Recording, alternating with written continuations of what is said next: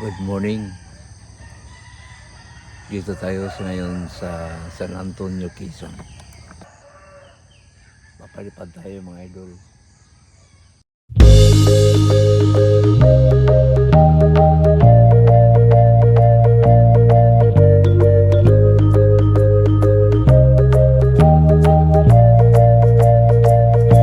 Ang ganda ng panahon. Tahimik at sariwang hangin. Ang ganda mga idol.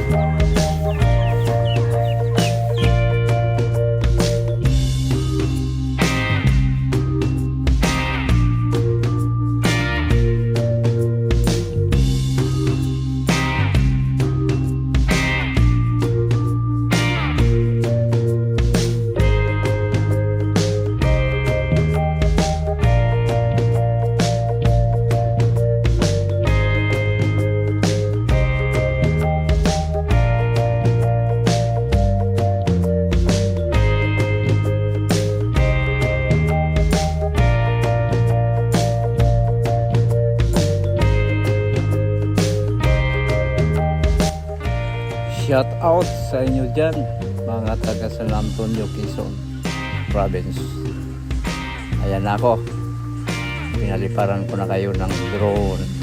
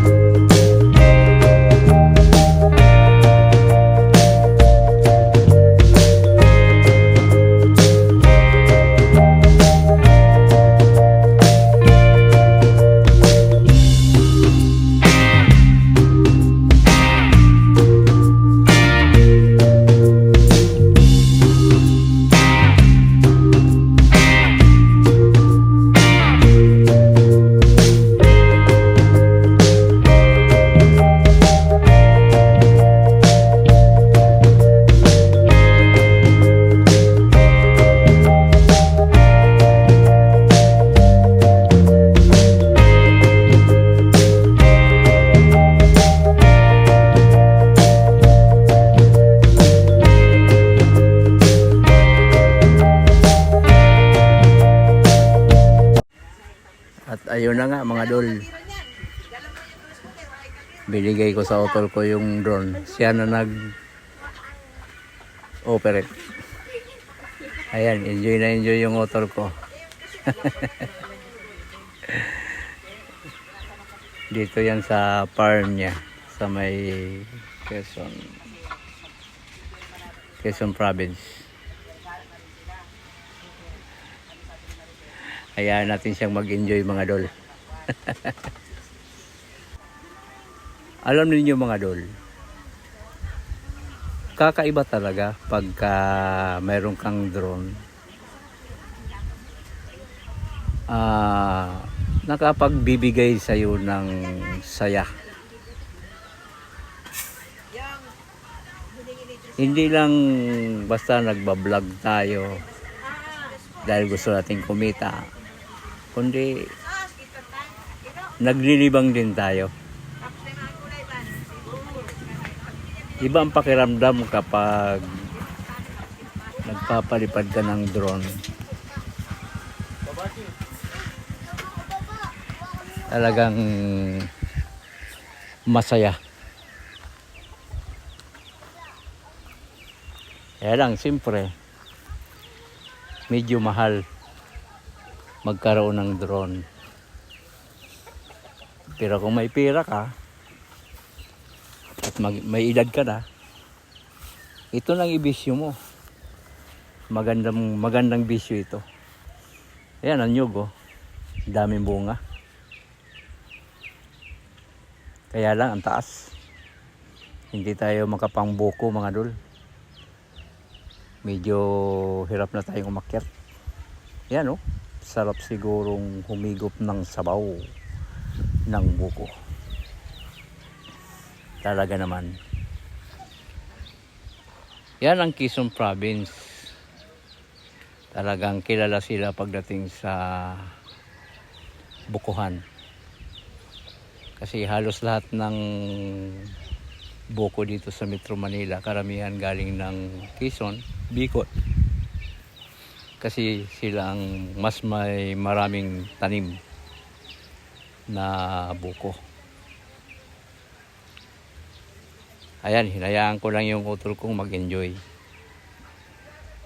sa kanyang pagpapalipad ng ating drone. Yan. Tingnan mo naman mga dulo. Daming nyug. Daming puno ng nyug. Kaya enjoy talaga ang utol ko sa pagpapalipad niya ng drone.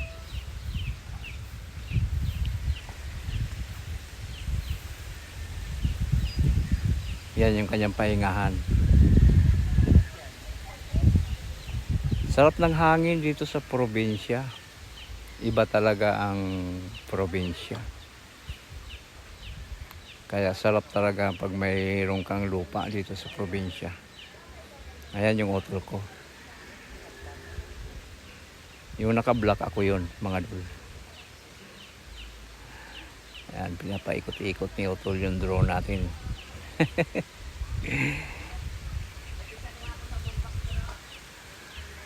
Iba talagang enjoy mga dol kapag mahilig ka sa ganitong gadget, kaysa naman magbisyo ka kung ano na ang bisyo yung pinasok mo na nakakasira sa katawan mo. Umanap ka na lang ng bisyo na nag-i-enjoy ka, nag-rides ka. Tapos pag may nakita kang magandang lugar, palipad ka ng drone, ay magandang bisyo yan.